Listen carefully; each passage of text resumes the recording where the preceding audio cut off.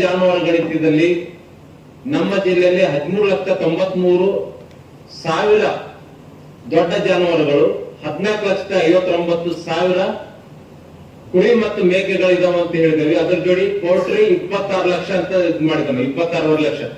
ಈ ತರ ಒಟ್ಟು ಎಲ್ಲ ಜಾನುವಾರುಗಳನ್ನ ನಿಖರವಾದ ಮಾಹಿತಿಯನ್ನು ತಗೊಂಡು ಅದ್ರ ಮೇಲೆನೆ ಈ ಒಂದು ಜಾನುವಾರು ಗಣತಿ ಉದ್ದೇಶ ಏನು ಮಾಡೋದ್ರಿಂದ ಯಾವ ಉದ್ದೇಶಕ್ಕೆ ಸಲುವಾಗಿ ಮಾಡ್ತಾ ಇದೀವಿ ಅಂತಂದ್ರೆ, ಯಾವುದೇ ಜಾನುವಾರು ವಲಯದ ಯೋಜನೆಗಳನ್ನು ಅನುಷ್ಠಾನ ಮಾಡ್ಲಿಕ್ಕಿರ್ಬೋದು ಅಥವಾ ಯಾವುದೇ ಜಾನುವಾರು ವಲಯಕ್ಕೆ ಸಂಬಂಧಿಸಿದಂತೆ ನೀತಿಯನ್ನು ನಾವು ಏನಾದ್ರೂ ಮಾಡ್ಬೇಕು ಅಂತಂದ್ರೂ ಸಹ ಈ ಒಂದು ಜಾನುವಾರು ಗಣತಿ ಮಾಡೋದ್ರಿಂದ ನಮಗೆ ದತ್ತಾಂಶ ಸಂಗ್ರಹಣೆ ಮಾಡೋದ್ರಿಂದ ಬಹಳ ಉಪಯೋಗ ಇದೆ.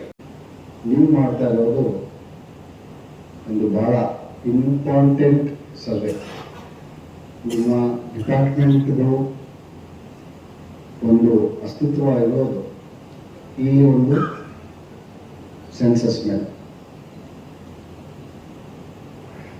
ಇದರಲ್ಲಿ ಬಹಳ ಪ್ರಾಮುಖ್ಯವಾಗಿ ತಾವು ಎಲ್ಲರೂ ಮಾಡಬೇಕಾಗಿರೋದು, ಯಾವುದು ಒಂದು ಪ್ರಾಣಿ ಜಾನುವಾರುಗಳು ಬಿಡದಿದ್ದರೆ, ಯಾವುದು ಒಂದು ಕೂಡ ಮಿಸ್ ಆಗಲ್ದೇನೆ ಈ ತರ ತಾವು ಸೆನ್ಸಸ್ ಮಾಡಬೇಕಾಗಿರುತ್ತೆ. ಬಟ್ ಅದೇ ನಿಟ್ಟಲ್ಲಿ ಒಂದು ತಮಗೆ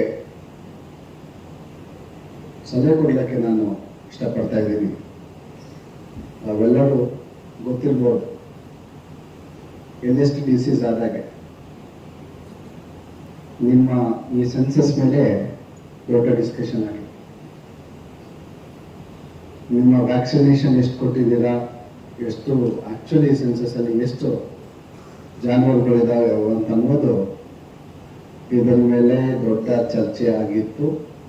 ಅದೇ ಕಾರಣಕ್ಕೆ ಸೆನ್ಸಸ್ಸು ಈ ವರ್ಷ ಜಸ್ಟ್ ತಮ್ಮ ಡಿಪಾರ್ಟ್ಮೆಂಟ್ಗೆ ಸೀಮಿತವಾಗಿ, ಯಾಕಂದ್ರೆ ತಾವು ಇದಕ್ಕೆ ಜವಾಬ್ದಾರರು, ತಾವು ಜವಾಬ್ದಾರಿಯಿಂದ ಕೆಲಸ ಮಾಡ್ತಿರಂತ ಒಂದು ಉದ್ದೇಶದಿಂದ ತಮ್ಮ ಇಲಾಖೆಗೆ ಕೊಟ್ಟಿದ್ದಾರೆ.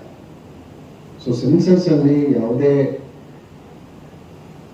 ಕಾರಣಕ್ಕೂ ಕೂಡ ಎಕ್ಸ್ಟ್ರಾಪೊಲೇಷನ್ ಆಗಬಾರ್ದು ಮತ್ತು ಅಂಡರ್ ಎಸ್ಟಿಮೇಷನ್ ಕೂಡ ಆಗಬಾರ್ದು. ಸೊ ನೈಜವಾಗಿ ಮನೆಗೆ ಹೋಗಿ ಕರೆಕ್ಟಾಗಿ ತಾವು ಸೆನ್ಸಸ್ ಮಾಡೋದು ತುಂಬಾ ಮುಖ್ಯ. ನಾನು ಕೂಡ ಈ ಸೆಪ್ಟೆಂಬರಿಂದ ಡಿಸೆಂಬರ್ವರೆಗೆ ತಾವೇನು ಮಾಡ್ತಾ ಇದ್ದೀರಾ, ಲಾಂಗ್ ಪೀರಿಯಡ್ 4 ತಿಂಗಳು ಕಂಟಿನ್ಯೂಸ್ ಆಗಿ ಮಾಡಬೇಕಿದ್ದಲ್ಲಿ ಆ ಟೈಮಲ್ಲಿ ಕೂಡ ನಾನು ಕೂಡ 1-2 ಕಡೆ ಚೆಕ್ಕಿಗೆ ಬರ್ತೀನಿ, ಫೀಲ್ಡಲ್ಲಿ ಬರ್ತೀನಿ.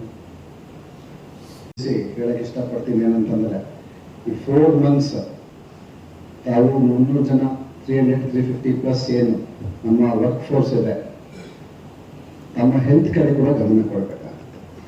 ತಾವು ಏನಾದರೂ ಈ ಒಂದು ಎಕ್ಸಸೈಸ್ ಅಲ್ಲಿ ನಿಮ್ಮ ಹೆಲ್ತ್ ಮೇಲೆ ಇಂಪ್ಯಾಕ್ಟ್ ಆಗಿದ್ದಲ್ಲಿ ನೀವು 2-3 ದಿವಸ ನಿಮ್ಮದು ಲೂಸ್ ಆಗುತ್ತೆ. ಸೊ ನಾನು ಎಲ್ಲ ಅಧಿಕಾರಿಗಳಿಗೆ, ಸಿಬ್ಬಂದಿಯವರಿಗೆ ನಾನು ಕೇಳ್ಕೊಳ್ಳೋದು ಏನಂತಂದ್ರೆ, ತಾವು ಕೂಡ ತಮ್ಮ ಹೆಲ್ತ್ ಬಗ್ಗೆ ಕಾಳಜಿ ಕೊಡಿ. ಡೈಲಿ ತಮ್ಮ ಎಕ್ಸಸೈಸ್ ಟಾರ್ಗೆಟ್ ಏನಿದೆ ಅದು ಕರೆಕ್ಟಾಗಿ ಮಾಡಿ.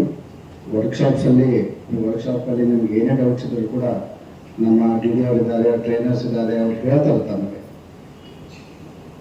ಸೊ ಅದು ಕೂಡ ಎಲ್ಲ ಕ್ಲಾರಿಫಿಕೇಶನ್ ತಗೊಂಡು ಹೋಗಿ. ಸೊ ಎಲ್ಲ ಒಳ್ಳೆ ಕೆಲಸ ಮಾಡಿ ಅಂತ ನಮಗೆ ಎಲ್ಲರಿಗೆ ನಾನು ಅಭಿನಂದನೆಗಳನ್ನು ಹಾಗೂ ಧನ್ಯವಾದಗಳನ್ನು ತಿಳಿಸುತ್ತಾ, ನನಗೆ ಇಲ್ಲಿ ಬರಮಾಡಿಕೊಂಡು ಈ ಒಂದು ನಮಗೆಲ್ಲ ಉದ್ದೇಶಿಸಿ ಮಾತಾಡೋಕ್ಕೆ ಕೊಟ್ಟ ನಮ್ಮೆಲ್ಲರಿಗೆ ಧನ್ಯವಾದಗಳನ್ನು ಹೇಳುತ್ತಾ ನಾನು 2 ಮಾತನ್ನು